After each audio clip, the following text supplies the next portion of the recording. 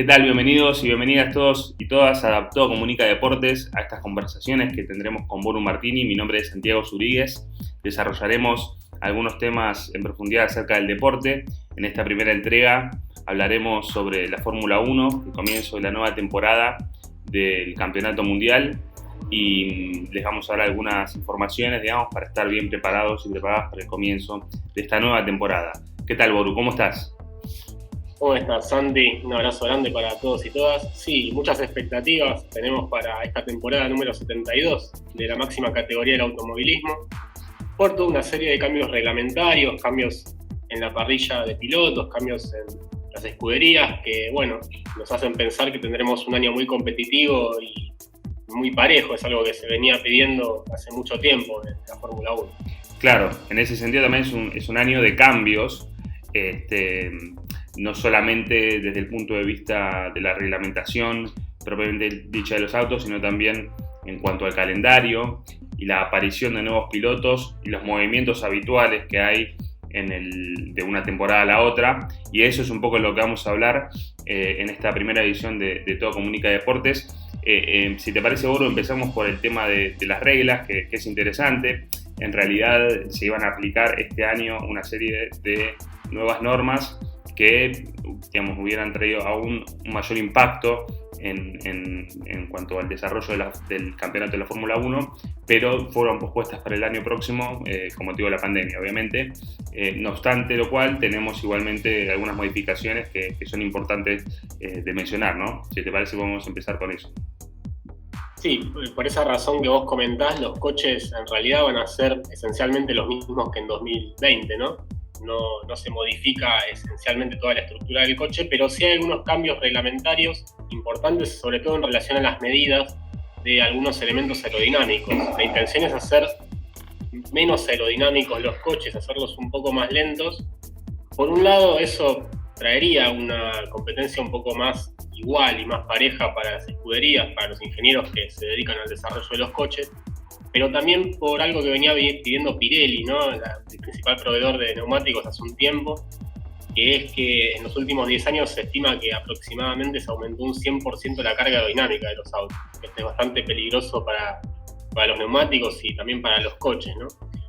Así que hay una serie de medidas que tienen que ver con esto, ¿no? Reducir un poco la longitud de algunos de estos elementos aerodinámicos, como son las aletas del conducto del freno trasero, los difusores, el suelo de los coches. Medidas que tienen que ver con esto de intentar reducir un poco esa carga aerodinámica. Hay también un cambio importante en lo que es el tope presupuestario, ¿no? Que por primera vez se pone un límite a lo que se pueden gastar en estas escuderías, con 145 millones de dólares. Un tope que quizás se puede pensar como un fair play financiero, como sucede en muchos deportes, con la intención también de llevarlo a 140 al año 2022 y 135 en 2023. Uno de estos intentos, como decíamos, de hacer un poco más atractivas las carreras también, teniendo en cuenta el dominio que viene teniendo Mercedes en los últimos años, que hace que quizá la competencia sea un poco más despareja y menos emocionante, ¿no?, para los espectadores. También tenemos recortes del tiempo del túnel, en lo que son las pruebas, ¿no?, de los autos, recorte horario en las sesiones de entrenamiento, neumáticos más robustos propuestos por Pirelli, alguna penalización en los escapes, ¿no? Se pueden usar 8 como máximo por año, los coches son un poco más pesados, y hay algo que es muy importante, que está prohibido a partir de este año clonar otros coches y la ingeniería inversa. Esto, sobre todo teniendo en cuenta la polémica que había ocurrido el año pasado con el Mercedes Rosa, ¿no?, de Racing Point, que parecía que había plagiado de alguna manera al auto de Mercedes y que le había traído como consecuencia la penalización de 15 puntos y una multa económica de 400.000 euros, ¿no?, ni más ni menos. Así que, eso está por reglamento prohibido ahora, y se prohibió también el DAS de Mercedes, ¿no?, la dirección de doble eje, que el año pasado le jugó tan a favor y que había sido una especie de gris en el reglamento, que había encontrado después de los cambios propuestos el año pasado. Este año parece que ese vacío legal lo está encontrando McLaren con la medida de los difusores. Parece que Ferrari y Mercedes también están encontrando algunos directrices en estos nuevos cambios en los reglamentos, así que hay que ver cómo funcionan de cara a la nueva temporada. Y al mismo tiempo ya suele suceder, pero más en esta ocasión, que las constructoras empiezan a pensar en la construcción de los nuevos coches. No para la 2021, porque en efecto no podía haber cambios de monoplazas, pero sí evolución de los mismos coches utilizados en 2020, que es lo que sucedió para esta ocasión. Bueno, para 2022 sí se podrá hacer un cambio de coche, y en eso es importante más que nunca, y también atento a las nuevas reglas, tiene que ver justamente con las modificaciones en la reglamentación de la Fórmula 1, es que la constructora que se encuentre más arriba en la tabla de posiciones, sí, por supuesto desde el campeón hasta el último, podrá gozar de más tiempo justamente para la producción del nuevo automóvil. Por eso pasa a ser más importante que nunca también el campeonato, no solamente la tabla de los pilotos, sino también de los constructores. Y esto también en algún punto suma a la paridad, al margen de lo que recién comentabas de los neumáticos y de cómo los coches se emparejan por la dificultad, digamos, por tener una reglamentación que en algún punto homologa y los pone en un nivel de paridad a los automóviles y en cuanto a lo que pueden hacer sobre ellos, pero también el hecho de el tiempo que tengan para construir los coches en la siguiente temporada, digamos. La idea es que se vaya a aplicar no solamente para esta, sino para las siguientes. Bueno, es un gran incentivo para, sobre todo, creo yo, las escuderías medianas, ¿no? Que no va a ser lo mismo quizás salir cuarto que quinto, pelear alguna posición en el campeonato de constructores y con los dos autos de la escudería va a ser quizá con una mayor relevancia, ¿no? Que lo que venía sucediendo hasta ahora, por esa razón que vos comentabas. Exacto. Por otra parte, bueno, ligado con esto, Hamilton busca su 8ª corona de campeonato del mundo para subirse, digamos, a esta tabla imaginaria de los máximos campeones, superar a Michael Schumacher. Tiene que ver mucho con esta paridad de la que hablábamos, porque él es en buena medida el culpable, y como vos decías también, su escudería Mercedes, de que la Fórmula 1 se haya vuelto un poco más aburrida, capaz, ¿no? Sí, sacando el campeonato de 2008 que consiguió con McLaren, después de lo que fue el predominio de Vettel y Red Bull hasta 2013, bueno, desde 2014 en adelante fue muy amplio el margen entre Mercedes y las otras escuderías, quizá algún año más que otros, pero principalmente para Hamilton, que sacando el campeonato que le arrebató Rosberg en 2016, de 2014 hasta acá fue muy, muy amplio el dominio que tuvo sobre los otros pilotos, y eso hizo que para los espectadores, ¿no? Y los seguidores de la Fórmula 1 se volviera un poco más aburrida y menos emocionante, con la consecuencia caída de espectadores, ¿no? En lo que es el rating, podríamos decir, de la Fórmula 1. Así que lo que se busca justamente es que este año sea más equitativo también para aumentar un poco de vuelta la emoción, ¿no? de la categoría. Claro, de ese modo, bueno, también están los contendientes y los rivales que aparecen y que aparecen en el último tiempo, que bueno, que es un poco lo vamos a hablar sobre el final. También hay una modificación en el calendario, producto en buena medida también del COVID, que implica una serie de cambios, que se suman más carreras y que hay también una modificación en cuanto a la carrera de comienzo. Sí, vamos a tener 23 carreras, un récord absoluto si la pandemia lo permite. Serán 23 en este calendario 2021, con algunas novedades, sí, como vos comentabas. Bueno, al igual que el año pasado, no será Australia la carrera que dé inicio a la temporada, como suele suceder, sino que será Bahrein. Australia pasa prácticamente a fin de año, el 21 de noviembre, por las restricciones que hay en ese país debido al COVID-19. Tenemos el debut del Gran Premio de Arabia Saudita. 1 o 2 semanas después del Gran Premio de Australia va a haber un nuevo país en la Fórmula 1, una carrera nocturna en Arabia Saudita, como es la de Singapur, como es la de Bahrein, antes del cierre en Abu Dhabi. Tenemos el regreso del Gran Premio de los Países Bajos, desde 1985 que el circuito Zandvoort no aparecía, y bueno, este año lo tendrá de regreso. Max Verstappen podrá correr de local para su gente, algo que venía intentando lograr hace muchos años. La gente se iba a Bélgica para verlo, bueno, este año podrá correr de local. Y tenemos que mencionar también, obviamente, el regreso del Gran Premio de Mónaco, ¿no? El legendario circuito de Monte Carlo, que el 23 de mayo volverá a albergar a la categoría reina del automovilismo después del parate que el año pasado tuvo que ser cancelado por también las restricciones debido a la pandemia. Y bueno, desde este punto de vista, lo que hablabas también de Verstappen, donde que vuelve, digamos, va a tener por vez primera en realidad desde que comenzó su carrera como automovilista un gran premio en su país.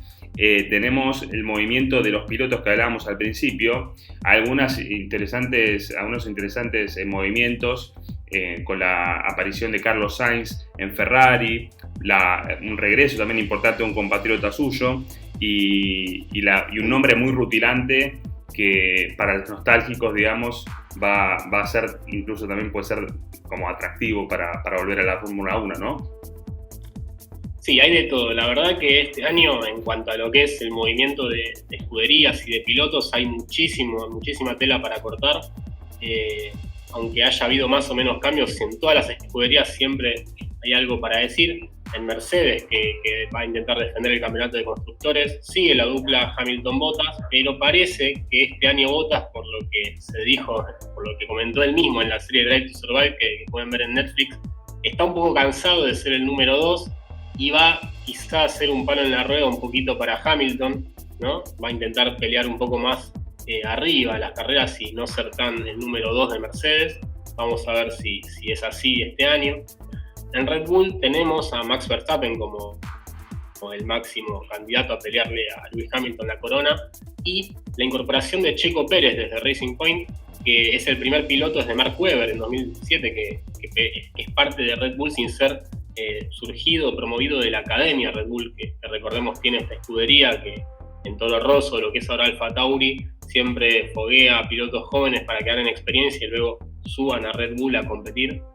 Bueno, este año incorporó a Checo Pérez en reemplazo de Alex Albon, que no tuvo muy buenos rendimientos el año pasado. Checo Pérez sí lo tuvo el año pasado en el circuito de Sakir.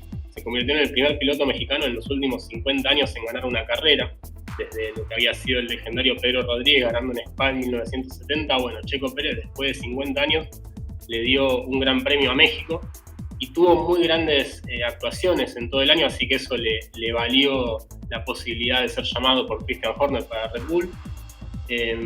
Tenemos en Ferrari muchas novedades también. Parece que recortó bastante, por lo que se ve en las prácticas, esa diferencia brutal que habíamos visto el año pasado con las grandes escuderías, con Mercedes, con Red Bull. Bueno, parece que este año está un poco más cerca y mantiene a Charles Leclerc como aparente número 1 y, como vos mencionabas, la incorporación de Carlos Sainz desde McLaren, ¿no? que conociendo un poco la autoexigencia que tiene, le va a pelear un poco ese lugar del 1 a Leclerc, aunque todo indica que Charles, el monegasco, va a ser el principal piloto del cabalino rampante. En Aston Martin tenemos un par de novedades también, ¿no? Es la base de Racing Point, lo que era la escudería comprada por el multimillonario Lawrence Stroll, ¿no? Lo que era Force India. Bueno, Aston Martin ahora, este multimillonario invirtió un poco en esa empresa y ahora, bajo ese nombre, va a competir con motores alemanes de Mercedes, algo importante, ¿no? Que va a quizá a ser fundamental para el desarrollo del auto. Y tiene a su hijo, Lance Stroll, que demostró que no corre solo por el apellido, ¿sí? Sino que también el año pasado tuvo podios, tuvo muy buenos rendimientos, y lo trajo a Sebastian Vettel de Ferrari, que desde la salida de Ferrari medio turbulenta, quizá tenga algunas ganas, ¿no?, de pelear bien arriba con este auto. Hay que ver si lo puede llevar a un punto bastante competitivo como para pelear los primeros lugares. En McLaren, el que mejor se mostró, podríamos decir, en las prácticas, o una de las sorpresas, lo trajo a Daniel Ricciardo de Renault, un piloto ya con bastante experiencia, ex Red Bull también, uno de los mejores pilotos de la categoría, y un joven que promete y mucho como Lando Norris, ¿sí? Así que McLaren yo creo que también va a intentar poner sus fichas a ser bastante competitivo este año. Tenemos a Alpine, lo que era Renault ahora se llama Alpine, una marca de autos deportivos perteneciente al grupo Renault, que tiene el regreso de Fernando Alonso, después de su periplo por algunas carreras importantes como el Indy 500, las 24 horas de Le Mans. Bueno, se tomó un par de años para descansar y vuelve a la máxima categoría, quizá con un peso extra por las placas de titanio que tiene en la mandíbula, producto del accidente en bicicleta que tuvo a principios de este año. Va a correr todo el año con esas placas de titanio. y acompañado por Esteban Ocon, un piloto que también hace unos años viene sumando experiencia y que parece que Alpine está mostrando también buenas sensaciones en las prácticas. Hay que ver si logra repetir las buenas actuaciones de la escudería del año pasado, donde consiguió 3 podios. Veremos si lo logra mantener, ese objetivo de pelear arriba. Por el lado de Alfa Tauri podemos observar, ¿no?, el hermanito menor de Red Bull, podríamos decir, que también consiguió su primera victoria el año pasado de la mano de Pierre Gasly y que estará acompañado por un debutante, Yuki Tsunoda, el primer japonés de Kamui Kobayashi, en correr en la máxima categoría, que salió tercero en la Fórmula 2 el año pasado, pero que también Red Bull y Alfa Tauri, tengamos en cuenta, corren con motor Honda, así que tenga un proveedor de motor japoneses seguramente fue una influencia también para que Tsunoda acceda, ¿no?, a una plaza en la escudería. Y por el lado de Alfa Romeo podemos ver también una carta importante, que es ni más ni menos que Kimi Räikkönen, 41 años, el piloto más veterano de la parrilla, muchísima experiencia, muchísimo manejo, quizá un auto no tan poderoso, pero no se le puede negar que tiene mucho talento, y acompañado por un joven Antonio Giovinazzi también.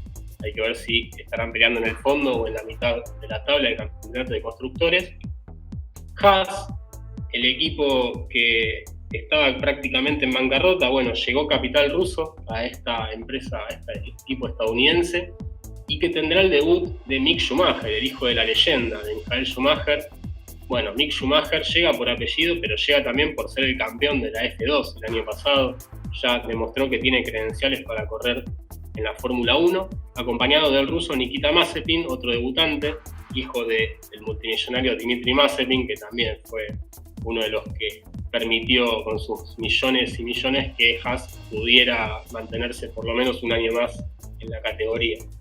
Y para cerrar, vamos a hablar de Williams, que en realidad no tiene muchos cambios, mantiene a sus pilotos, George Russell y Nicolas Latifi, pero que ya no pertenece a Frank Williams y a la familia Williams, digamos.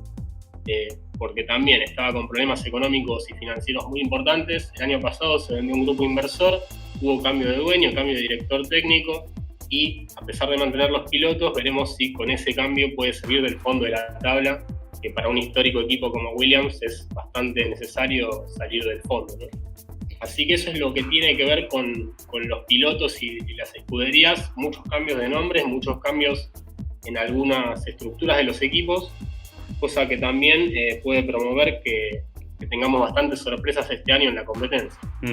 De esto me quedo con el regreso de Alonso, que digamos es un caso particular, un bicampeón mundial 2005-2006 con Renault, vuelve a la competencia y entra y sale de la Fórmula 1 casi como si fuera una pileta, digamos, y va a convivir con Sainz en la categoría. Ya lo hizo, pero regresa de vuelta casi como para decirle yo sigo acá, ¿no? No obstante, Carlos fue contratado por Ferrari, escudería en la que también trabajó Alonso entre 2010 y 2014, pero en algún punto ese legado, digamos, está dando casi en simultáneo con una convivencia de ambos referentes del automovilismo español. Carlos Sainz no solamente lleva la carga de quizás convertirse en el heredero del propio Alonso, sino de su mismísimo padre, ¿no? Carlos Sainz, corredor de rally, él es Carlos Sainz Jr., digamos, una leyenda, sobre todo en España, bueno, en general en el rally, capaz acá estamos más familiarizados con la Fórmula 1, pero bueno, Carlos Sainz, para quienes no estén tan metidos en el mundo de los motores, pero el propio Carlos Sainz, digo, tiene esta doble mochila, ¿no? ¿Cuáles son...? Sí, quiero agregarte una cosa, que es que Carlos Sainz estaba proyectado para quedarse muchos años en McLaren, pero con el llamado de Ferrari fue prácticamente imposible decirle que no, ¿no? Y lo de Alonso es cierto, él, a un bicampeón del mundo, sobre todo un regreso con Renault, ¿no?, que fue la escudería, bueno, este año llamada Alpine, pero es prácticamente en esencia Renault.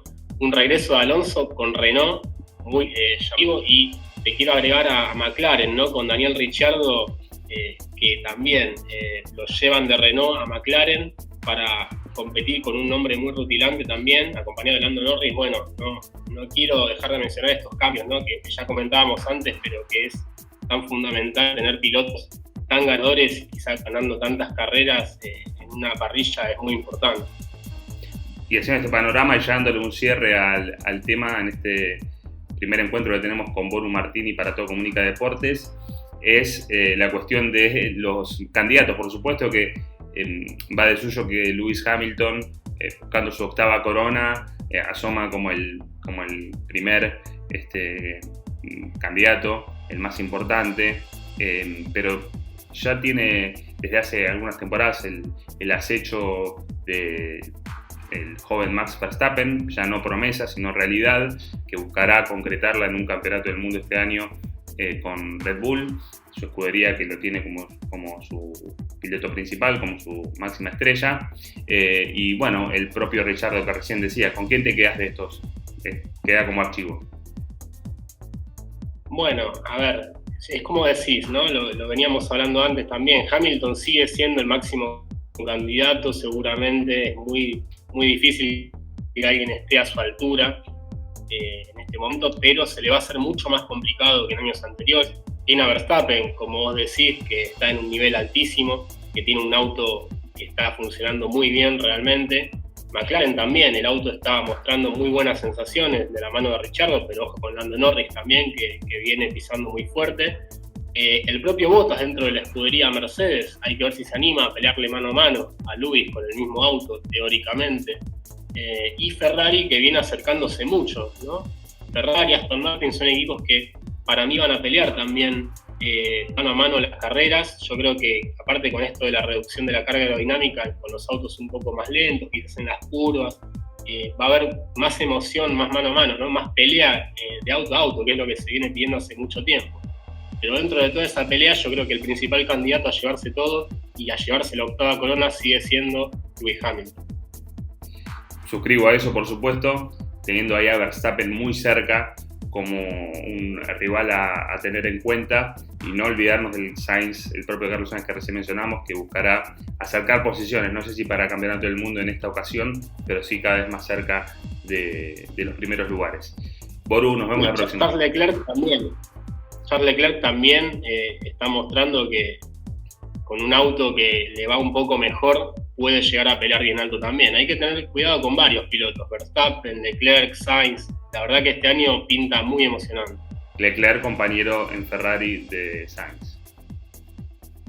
Nos vemos la próxima, Boru. Sí. Dale, abrazo grande para todos y todas.